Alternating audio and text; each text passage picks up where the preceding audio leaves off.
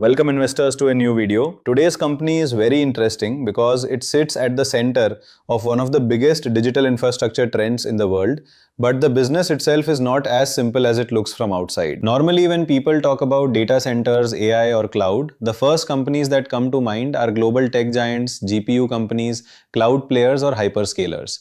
But behind all of this, there is a less glamorous but extremely important layer without which AI, cloud, streaming, payments, telecom networks and digital applications simply cannot function. This layer is connectivity infrastructure, and within that, one product is becoming more and more important as the world moves toward AI-led data demand, hyperscale data centers, 5G, edge computing and high-speed digital networks. The interesting thing about this sector is that it currently has a very good problem, where demand is rising rapidly, but supply is still limited. Because manufacturing these products is highly complex, technology intensive and difficult to scale. As a result, companies with established capabilities, execution track record and large-scale manufacturing infrastructure are entering a phase where capacity itself becomes a strategic advantage. And among them, one company has quietly transformed itself over the years. Earlier, it operated largely in a traditional lower margin business model, but gradually shifted toward a diversified multi-revenue stream structure focused on higher value products and solutions. Today, its order book has already crossed its own market capitalization,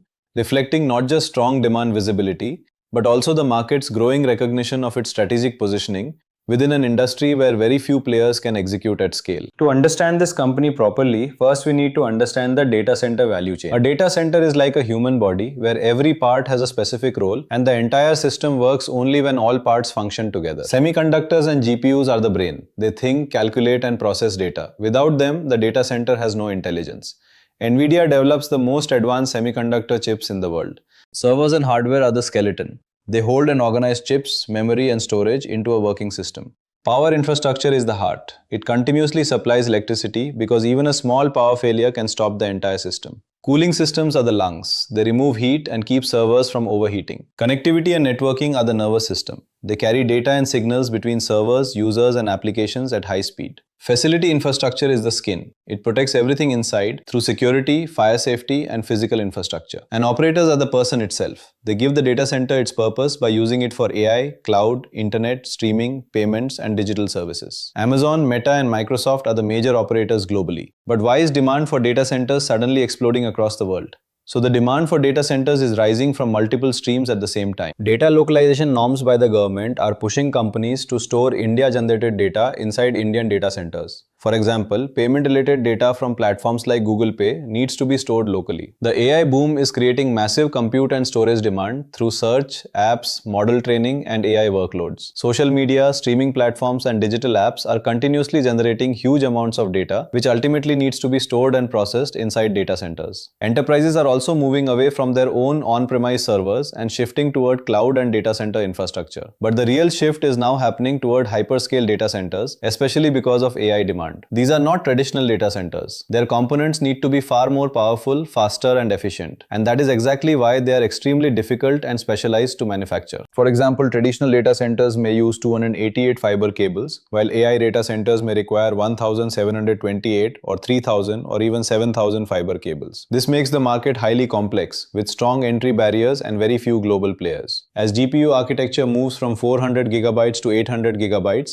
and eventually 1.6 terabytes, copper starts reaching its limits. At these speeds, fiber becomes essential. And if AI data centers are becoming bigger and faster, then what is the one component becoming absolutely critical inside them? So this is where the next big opportunity begins. Optical fiber cables or OFC. OFCs are cables used for high-speed data transfer. Unlike copper cables, OFC does not transfer data through electrical signals, it uses light signals. These light signals travel inside the fiber by reflecting within the cable, allowing data to move extremely fast. Once the signal reaches the destination, networking equipment like routers converts it back into computer-readable language. An optical fiber cable mainly has three parts. The first is the core, which is a central glass layer through which light travels. The second is the cladding, another glass layer around the core, designed in a way that keeps the light light trapped inside the core. And the third is protection, a strong and flexible plastic coating that protects the delicate fiber inside. The most important raw material in optical fiber manufacturing is the preform. Silicon tetrachloride and germanium tetrachloride are heated to create ultra-pure glass in a tube-like structure called preform. This preform contributes around 60 to 70% of the cost of optical fiber. The preform is then heated at nearly 2000 degrees Celsius and drawn into extremely thin hair-like strands. These strands become the optical fiber. And this is where the supply challenge begins. Today, around 60% of global preform manufacturing happens in China, and Chinese manufacturers are already operating at more than 80 to 85% capacity utilization. So while demand for optical fiber is rising immediately, new preform capacity can take nearly 2 to 3 years to come online.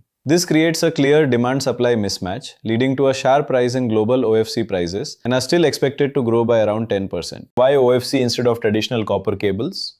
Because OFC uses light. Light travels at around 186,000 miles per second, and optical fiber can transfer data at a very high fraction of that speed. More importantly, optical fiber can carry much larger volumes of data over longer distances with very low signal loss. That is why OFC becomes essential for AI data centers, hyperscale infrastructure, telecom networks, and high-speed digital connectivity. And the company we are talking about today is HFCL. HFCL is one of India's leading players in the optical fiber cable business, with around 50% market share in India and presence across more than 60 countries. The biggest trigger is that HFCL has already received a massive 10,159 crore rupees hyperscaler order, which will be executed over 5 years. This directly connects the company to the global data center and AI-led connectivity opportunity. Apart from OFC, HFCL also has a strong presence in UBR and router products. UBR is a wireless device that transfers data through radio frequency from one point to another, while routers are devices used in homes and offices for Wi-Fi, 4G and 5G connectivity. But is HFCL just another telecom cable company, or is something much bigger happening inside the business? So let's deep dive here.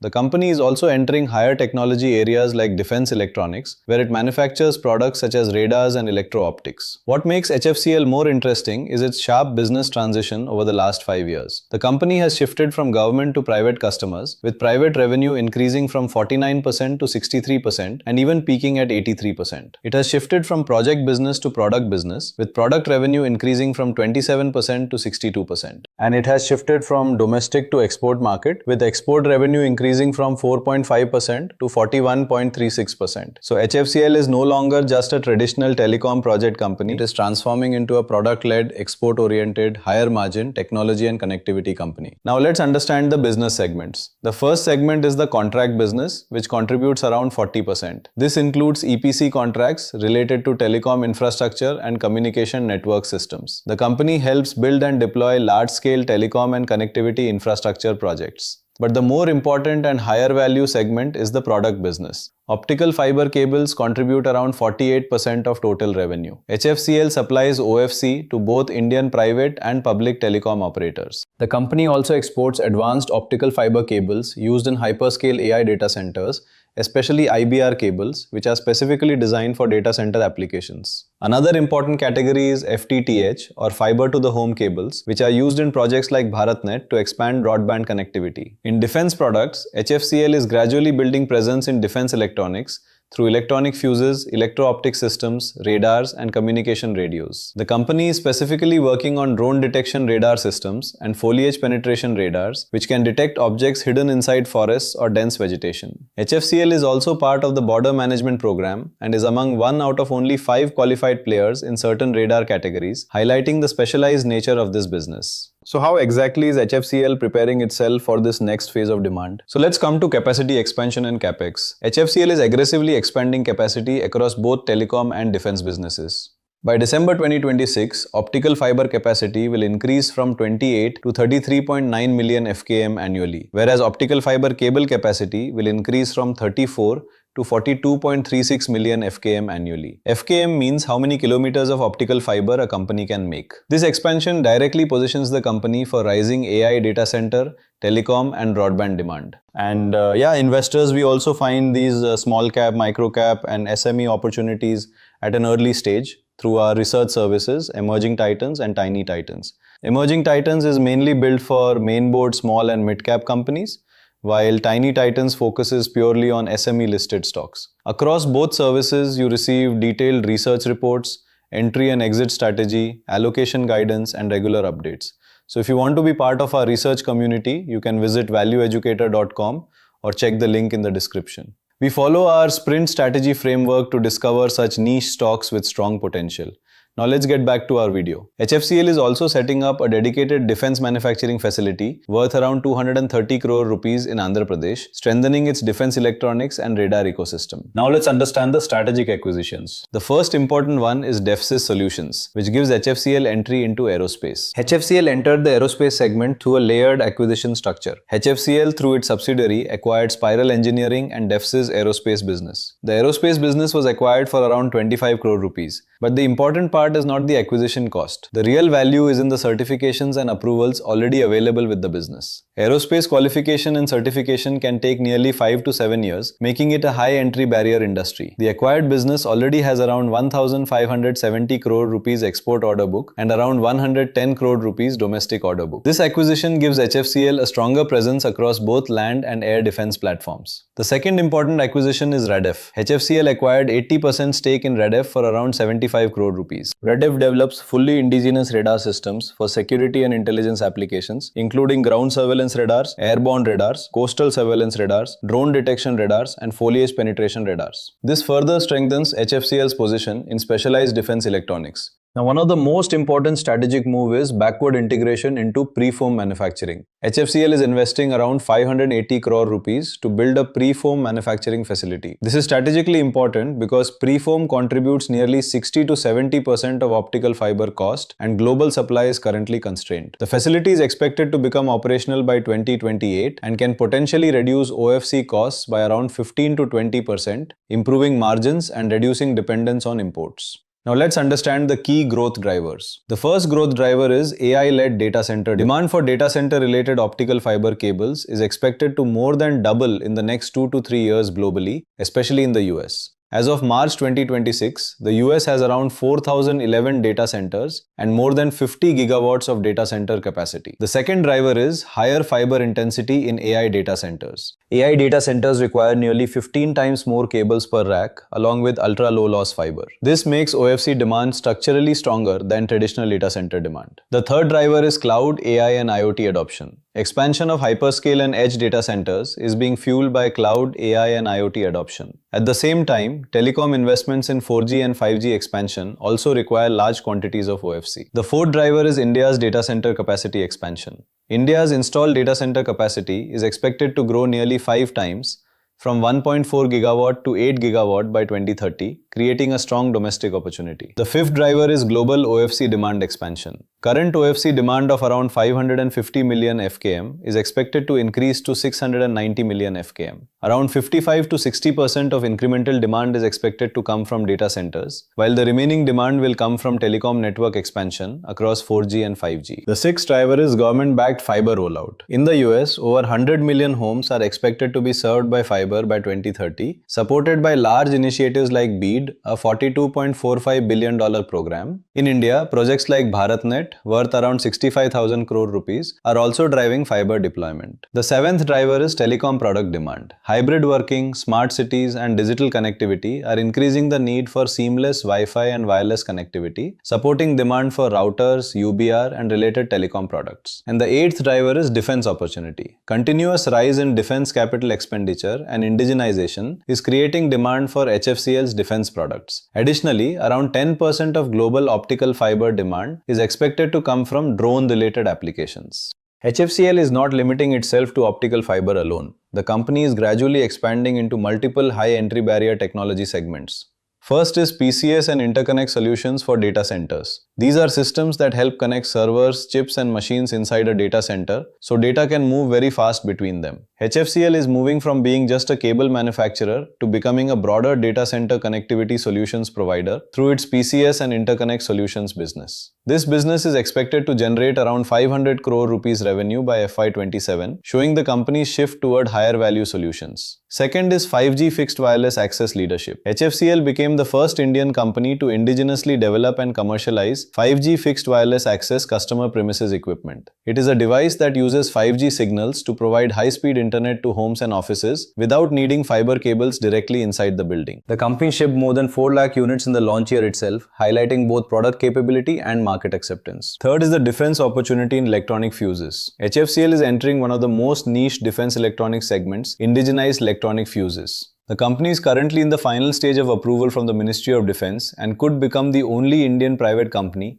manufacturing fully indigenous electronic fuses alongside players like HBL Engineering. India currently requires around 5 lakh fuses annually, and each fuse costs nearly 25,000 rupees to 30,000 rupees. With planned capacity of around 1 lakh fuses annually, HFCL can potentially generate an additional 250 to 300 crore rupees revenue opportunity with relatively limited initial capex. Currently, government companies like Bharat Electronics Limited and Electronics Corporation of India Limited manufacture such systems using foreign technology, while HBL Engineering remains one of the very few private players working on fully indigenous solutions. HFCL has also signed licensing agreements for compact trans-horizon communication systems and multi-mode hand grenade systems. The company is also in advanced talks for technology transfers in advanced fuses and UAV systems. Additionally, HFCL entered the wire harness system segment for aircrafts in FY25, which now becomes strategically stronger after the DEFCIS Aerospace acquisition. A wire harness system is a factory-assembled cable assembly that combines multiple wires or optical fibers into one organized unit. It is a precision-engineered product used in modern aircraft and vehicles to reduce weight while handling both electrical wiring and high-speed data transmission. HFCL operates in this segment through HTL Limited. Since HFCL already manufactures both OFC and connectors, it can build end-to-end optical wire harness systems, making it a natural value-added product extension. A major competitor in this segment is Rosel Texas. Now, some key points are also important. HFCL is raising 555 crore rupees through warrants at 74 rupees per share. The company had already raised 555 crore rupees through QIP at 62 rupees per share in December 2025. In the Union Budget FY26, 81,005 crore rupees was allocated to telecom and IT sectors supporting digital infrastructure growth. BharatNet Phase 3 is a 65,000 crore rupee project with around 20,000 crore rupees addressable for HFCL, where the company has already secured nearly 8,000 crore rupees of orders. If this opportunity is so massive, then who are the real competitors in this segment? The first is Sterlite Technologies. Sterlite Technologies is the largest optical fiber manufacturer in India with optical business revenue of around 4,510 crore rupees. It already has a preform manufacturing facility, giving it backward integration advantage. Sterlite has around 12% margins and an order book of nearly 17,809 crore rupees. However, Sterlite has high concentration risk because around 90 to 95% of its revenue comes from OFC and OFC related products. If OFC demand slows, its revenue and profitability can be impacted sharply. HFCL on the other hand is more diversified across OFC, defense, EPC and telecom products, reducing dependence on one segment. The second Indian competitor is Finolex Cables. Finolex has a market cap of around 16,000 crore. The company has planned capex for backward integration into preform manufacturing. It has revenue of around 5,965 crore, margins of nearly 10% and OFC capacity of around 8 million FKM. However, Finolex is a broader cable company and OFC is only one part of its overall cable portfolio. International competitors include Corning in the US with around 15% EBITDA margins, Prysmian Group in Europe with around 14.2% EBITDA margins, Sumitomo in Japan with around 8% EBITDA margins, and Chinese players like YOFC, Hengtong and Fibre Home. Now let's come to financials and order book growth. HFCL's order book growth itself reflects the scale of demand emerging across telecom, data centers and defense. In FY24, the order book was 6,776 crore. In FY25, it increased to 10,480 crore. In FY26, it increased sharply to 21,200 crore. The FY26 order book breakdown is also important. OFC contributes 13,500 crore rupees. Defense equipment contributes 300 crore rupees. Telecom products contribute 804 crore rupees. EPC business contributes 6,620 crore rupees. But the most important order inflow, but execution timelines. Even though order sizes are increasing significantly, execution timelines are also becoming longer. This indicates that factories and manufacturing lines are already operating near full capacity. highlighting the strong demand environment currently present in the industry. In Q4 FY26, sales increased 127.81% to around 1,824 crore rupees. HFCL reported a net profit of around 178.5 crore rupees compared to a net loss of around 81.4 crore rupees in Q4 FY25, showing a sharp turnaround in profitability. For FY26, revenue crossed around 5,000 crore rupees. The company has a long-term target of reaching around 10,000 crore rupee revenue by FY32. EBITDA margins improved to around 17%, with management expecting margins to move toward 20% in coming years. Net profit increased around 75.72% to approximately 311.74 crore. HFCL's EPC business faced pressure due to delayed or non-payment from state government authorities and structurally lower margins. That is why management has consciously reduced EPC's revenue mix and shifted focus toward the product business.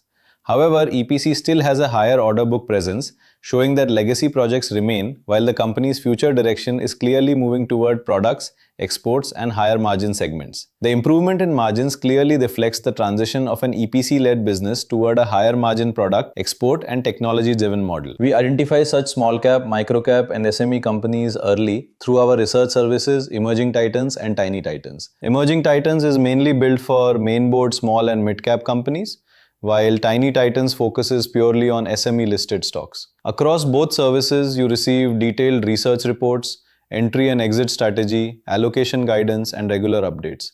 So if you want to be part of our research community, you can visit valueeducator.com or check the link in the description. We follow our sprint strategy framework to discover such niche stocks with strong potential. That's it for today's video. If you found this detailed breakdown useful, then like the video, subscribe to the channel, and comment below sprint if you like the detailed research. We will meet again next Saturday with another video at 11 AM.